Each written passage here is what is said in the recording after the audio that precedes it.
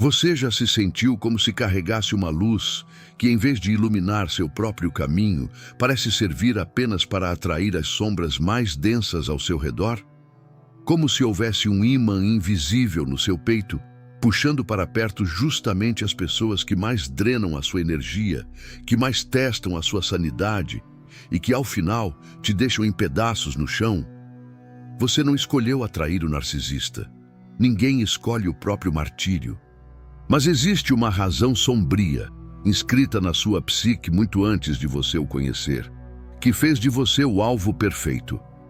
Aquilo que você chama de sua maior virtude pode ser, na verdade, a fresta na porta por onde o narcisista entrou. Hoje, Carl Jung vai nos emprestar sua lanterna para iluminar os porões da sua alma. Vamos entender exatamente onde essa razão mora dentro de você e, mais importante, como arrancá-la pela raiz. Se você está cansado de ser o porto seguro de quem só quer te naufragar, este vídeo não é apenas uma explicação, é o seu ato de independência. Fique comigo até o final, porque o que vamos revelar aqui não é o que você costuma ouvir por aí. Não vamos falar apenas de pessoas ruins. Vamos falar da sua estrutura psíquica e de como transformá-la para que você nunca mais seja um banquete para a escassez alheia. Você provavelmente já ouviu, em momentos de consolo, que atraiu o narcisista porque você é uma pessoa especial, sensível, iluminada, e no fundo do seu coração você sabe que é verdade. Você possui uma capacidade de entrega que é rara neste mundo superficial. Mas existe uma camada muito mais profunda, uma verdade que ninguém te conta porque ela dói. E dói porque nos tira do lugar de vítima passiva e nos coloca no lugar de protagonistas da nossa própria proteção. O narcisista não te escolheu por causa da sua luz. Ele te escolheu porque a sua luz não tinha bordas. Não foi por fraqueza, não foi por ingenuidade, mas porque ninguém te ensinou a diferença vital entre ser generoso e ser permeável.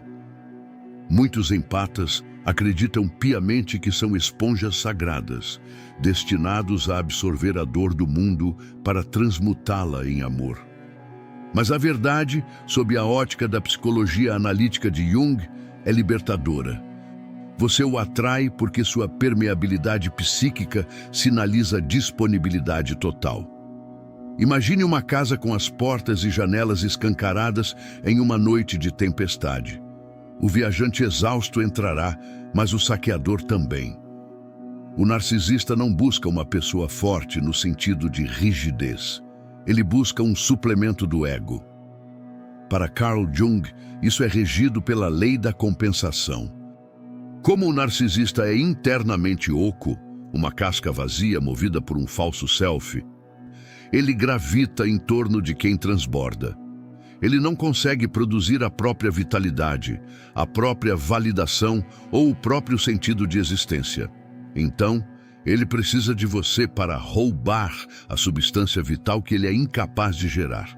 Aqui entra um conceito fundamental de Jung, a persona. A persona é a máscara que usamos para nos relacionar com o mundo. O empata, muitas vezes desde a infância, foi moldado para vestir a persona do eterno compreensivo. Aquela pessoa que nunca diz não, que sempre encontra uma justificativa para o erro do outro, que acredita que, se eu amar o suficiente, eu posso curá-lo. Ao manter essa fachada de eterna compreensão, você sinaliza ao inconsciente do narcisista que você não tem defesas. Você se torna o hospedeiro perfeito porque a sua persona proíbe a sua agressividade saudável. E entenda bem, sem agressividade para dizer basta, você não tem proteção. Entenda que sua bondade sem limites não é uma virtude espiritual superior.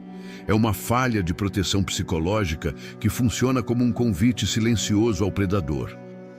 O amor que não sabe dizer não é um amor que se anula. O narcisista sente o cheiro dessa disponibilidade. Ele não quer alguém que o desafie a crescer. Ele quer alguém que o sustente enquanto ele permanece pequeno e cruel. Ele se alimenta da sua capacidade de perdoar o imperdoável. Você se reconhece nessa permeabilidade? Sente que suas fronteiras foram derrubadas há tanto tempo que você nem lembra onde elas começam? Me conte nos comentários. Você já sentiu que sua bondade foi usada como uma arma contra você? Muitas vezes, o caminho do empata é pavimentado por uma interpretação equivocada do que significa ajudar. Existe uma linha tênue, quase invisível, que separa a empatia saudável da síndrome da esponja sagrada. Neste estágio, o empata começa a confundir o ato de sentir a dor do outro com a obrigação de resolver a dor do outro.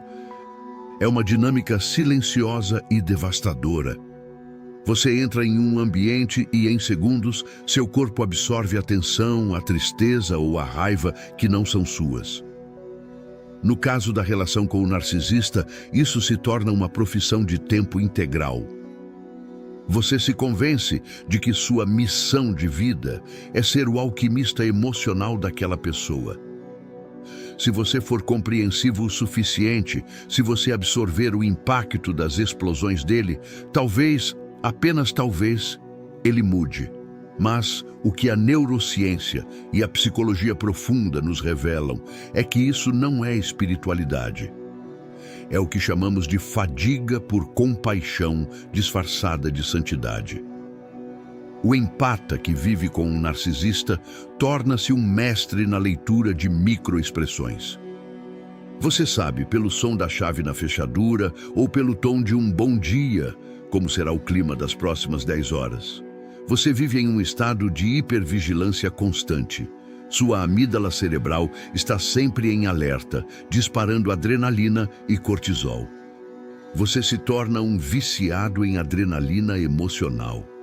Estranho dizer isso, não é? Mas seu corpo se acostuma ao caos. A paz começa a parecer perigosa, porque você sente que, se relaxar, não verá o próximo ataque chegando. De acordo com a teoria da autodeterminação, para sermos seres humanos íntegros, precisamos de autonomia, competência e conexão. No entanto, o empata entrega sua autonomia de bandeja. Sua vontade deixa de ter um centro próprio e passa a orbitar a necessidade de estabilizar o ambiente externo. Você não escolhe mais o que quer comer, o que quer vestir ou o que quer sentir. Você escolhe o que vai manter o narcisista calmo. No fundo de toda essa dedicação mora um medo visceral, o medo do abandono. Você acredita que se não for indispensável, se não for a única pessoa no mundo capaz de suportar e entender aquele ser ferido, você será descartado. Você se torna um escravo da utilidade para evitar o vazio da solidão. Pare por um momento e respire. Olhe para a sua trajetória. Quantas vezes você engoliu o seu choro para não atrapalhar o humor de quem estava te ferindo? Você sente que sua energia é um recurso que todo mundo usa, mas que nunca volta para você? Eu quero falar diretamente com você agora, de alma para alma. Olhe para os seus últimos anos. Você já parou para pensar por que se sente tão absurdamente vazio quando não tem alguém para cuidar? Por que, quando o caos silencia, o silêncio te assusta tanto? A verdade é que, muitas vezes, o empata usa o narcisista como uma cortina de fumaça para evitar o seu próprio processo de individuação. Jung nos ensinou que a individuação é o chamado da alma para nos tornarmos quem realmente somos, integrando nossas luzes e nossas sombras. Mas esse processo dá medo. É doloroso olhar para dentro. Então, inconscientemente, é mais fácil tentar consertar um monstro externo do que encarar o próprio deserto interior. Você se tornou um reflexo. O mito da ninfa Eco, que só conseguia repetir as últimas palavras dos outros, para não ter que assumir o risco de ser a fonte original. Existe um mecanismo de defesa brutal aqui chamado identificação projetiva. O narcisista, incapaz de lidar com sua própria vergonha, sua inadequação e sua raiva podre, projeta esses sentimentos em você. E você, como uma esponja, aceita. Você começa a se sentir inadequado, culpado e errado, sem perceber que está carregando um fardo que pertence ao outro. Você está sentindo a vergonha que ele deveria sentir, mas não sente. A partir de hoje, quero que você pratique o espelhamento inverso. Sempre que você sentir aquela pena avassaladora pelo narcisista, quando ele se faz de vítima após te machucar, pare. Redirecione essa compaixão instantaneamente. Não a dê a ele. Dê essa compaixão para a parte de você, aquela criança ferida, que foi abandonada na infância e que aprendeu que, para ser amada, precisava ser útil. Cure a sua criança, não o seu abusador. Se você já se perdeu tentando consertar alguém que claramente não queria ser consertado, se você já doou o seu sangue emocional para alguém que só queria ver o seu balde vazio, eu te convido a um ato de rebeldia agora. Escreva aqui embaixo nos comentários: eu sou a fonte, não o reflexo.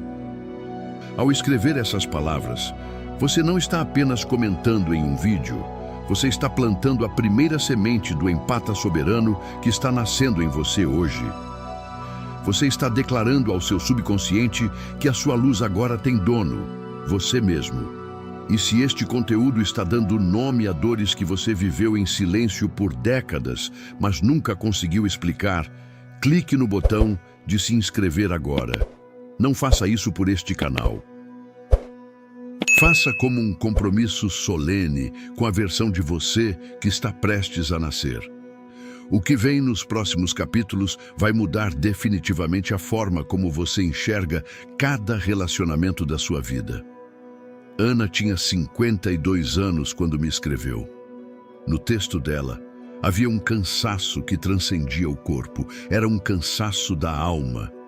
Ela dizia que sabia com clareza matemática que o relacionamento era tóxico. Ela via as mentiras penduradas no ar. Ela reconhecia cada padrão de manipulação que lia nos livros. Mas toda vez que ele aparecia na porta, com aquele olhar específico de cachorro abandonado, com aquela voz mansa e levemente rouca que ele só usava quando queria algo dentro dela simplesmente colapsava. Ela não conseguia sustentar o não. Ela voltava. E o pior, ela se sentia louca, fraca e burra por isso. Se você se sente assim, deixe-me te dar o primeiro sopro de paz.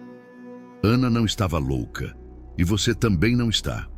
Você não estava sendo fraca, você estava sendo aprisionada. Não por ele, mas pela química do seu próprio cérebro. O narcisista é um mestre em criar o que chamamos de caos programado.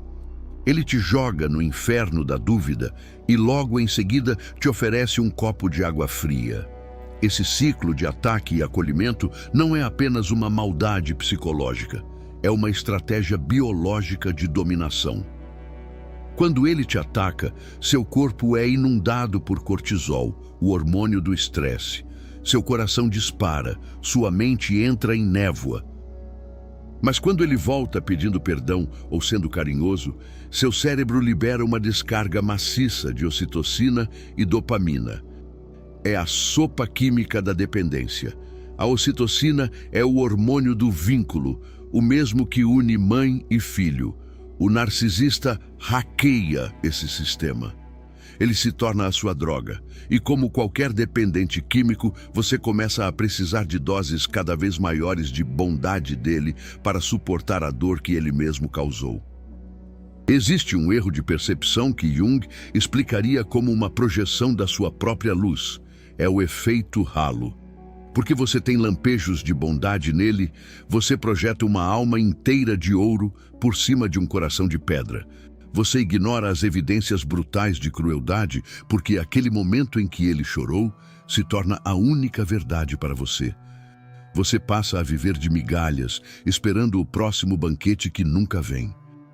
Escute bem o que vou te dizer agora, e se precisar, anote.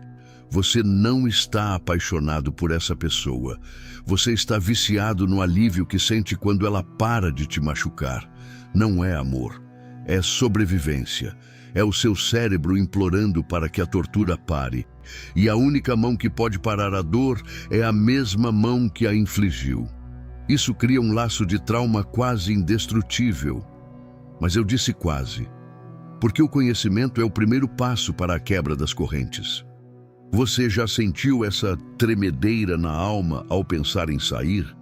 Aquela sensação de que, sem ele, você simplesmente deixaria de existir? Isso é a abstinência química falando, não o seu coração. Como está o seu coração agora ouvindo isso? Chegamos agora ao portal da transformação. Deixamos para trás a análise da dor e da biologia para entrar no terreno da alma e da ação. Este é o momento em que a lagarta entende que o casulo não é o seu fim, mas o lugar onde ela precisa se desmanchar para ganhar asas. Até aqui, nós caminhamos pelos corredores escuros da sua história. Você entendeu por que ele veio, como ele se alimentou e por que seu corpo se tornou um prisioneiro químico. Mas agora precisamos falar sobre a saída. E a saída não é um lugar, é um estado de consciência. Quebrar o ciclo com um narcisista exige o que Carl Jung chamava de integração da sombra. Para o empata, a sombra não é a maldade. A sua sombra é a sua agressividade saudável, o seu não, a sua capacidade de ser perigoso quando necessário. Você foi ensinado que ser bom é ser inofensivo. Mas Jung nos ensina que ser inofensivo não é uma virtude, é apenas falta de dentes. A verdadeira virtude é ter a capacidade de morder, mas escolher a paz. O empata soberano é aquele que resgatou seus dentes. É aquele que entende que para deixar de ser a presa, ele precisa resgatar a sua capacidade de destruição. A destruição de ilusões, de falsas esperanças e principalmente de pontes que só levam ao abismo. O empata soberano possui fronteiras de ferro e um coração de ouro. Ele não deixou de ser sensível, ele apenas parou de ser permeável. Imagine um castelo majestoso. Dentro dele há jardins, música e calor. Mas ao redor existem muralhas altas e guardas vigilantes. Você só abre o portão para quem apresenta as credenciais do respeito, da reciprocidade e da paz. O narcisista odeia muralhas. Ele quer o campo aberto para saquear. Quando você começa a erguer seus limites, ele dirá que você está frio, egoísta ou mudado. Celebre essas palavras. Elas são o recibo de que sua soberania está voltando para as suas mãos. Como você faz isso na prática, no calor do momento, quando a voz dele ou dela faz seu estômago contrair? Use a alquimia do silêncio. Sempre que um narcisista lançar uma demanda, uma crítica ou um gatilho emocional para te desestabilizar, não reaja de imediato. Pratique a pausa de 3 segundos. Respire fundo e, nesses segundos, faça a pergunta de ouro para o seu subconsciente. Isso que estou sentindo é meu ou é dele? Se a culpa for dele, se a raiva for dele, se a confusão for dele, devolva simbolicamente. Visualize-se entregando um pacote de volta para as mãos dele e dizendo em silêncio: eu honro a sua dor, mas ela não me pertence. Eu a devolvo à fonte. Ao fazer isso, você quebra a identificação projetiva. Você para de carregar o lixo emocional que não produziu. A sua libertação definitiva acontece quando você entende que o narcisista foi o seu mestre mais cruel, mas também o que mais te impulsionou a olhar para si mesmo. O ciclo não termina quando você encontra alguém bonzinho. Ele termina quando você para de precisar de alguém para saber quem você é. Quando você se torna sua própria fonte de validação, o narcisista perde o emprego. Ele não tem mais o que oferecer, porque ele não pode mais te dar o que você já deu a si mesmo: respeito e presença. Estamos chegando ao fim desta jornada de hoje, mas o seu renascimento está apenas começando. Nós percorremos hoje um caminho que muitos evitam por toda uma vida. Olhamos para a ferida, não para chorar sobre ela, mas para entender como ela foi usada como uma bússola que por um tempo apontou para o norte errado. Se você chegou até aqui, escute o que o silêncio do seu coração está tentando te dizer agora. Talvez, pela primeira vez em anos, você não sinta apenas a dor do que perdeu, mas o peso da verdade que acabou de encontrar. A razão sombria que te trouxe até o narcisista, aquela necessidade de ser visto, de ser útil, de curar o outro para não ter que se encarar, é a mesma razão que transmutada vai te libertar agora. Porque quem tem profundidade suficiente para atrair a escuridão mais densa, também possui, guardada em algum lugar sob as cinzas, luz suficiente para iluminar o próprio caminho de volta para casa. E essa casa não é um lugar físico. Essa casa é você. É o seu direito de existir sem pedir licença. É a sua vontade de viver sem precisar de um motivo externo que a justifique. Este vídeo é um marco, um divisor de águas entre quem você acreditava que precisava ser e quem você realmente é. Se este despertar tocou aquele lugar profundo que ninguém mais alcança, eu te peço um último gesto. Não guarde essa clareza apenas para si. Existem milhares de outras almas, neste exato momento, presas no mesmo labirinto químico e emocional em que você esteve. Compartilhe este vídeo com alguém que você sente que está perdendo o brilho. Às vezes, uma única explicação psicológica ou um único símbolo espiritual é a mão estendida que alguém precisa para não desistir de si mesmo. Se você sente que este canal é o seu porto seguro, inscreva-se e ative as notificações. Estaremos aqui semanalmente construindo essa comunidade de empatas soberanos. Pessoas que decidiram que a sua sensibilidade não é mais um alvo, mas o seu maior tesouro. Antes de irmos, olhe para as suas mãos e sinta a vida que pulsa nelas. Você sobreviveu ao que achou que te mataria. Você atravessou o deserto da desvalorização e agora está aqui, buscando a sua verdade. Lembre-se sempre, você não era fraco, você não era alvo por falha de caráter. Você estava apenas esperando o momento sagrado em que a sua própria alma se tornaria mais importante do que o amor de quem nunca soube e nunca saberá te amar de verdade. O narcisista foi o inverno, mas a primavera agora é um compromisso entre você e a sua própria essência. Siga em paz, siga em luz e, acima de tudo, siga sendo o dono da sua própria fonte. Porque o seu renascimento não é um evento futuro. Ele começou no momento em que você decidiu parar de olhar para a sombra e começou a reconhecer a luz que você sempre foi.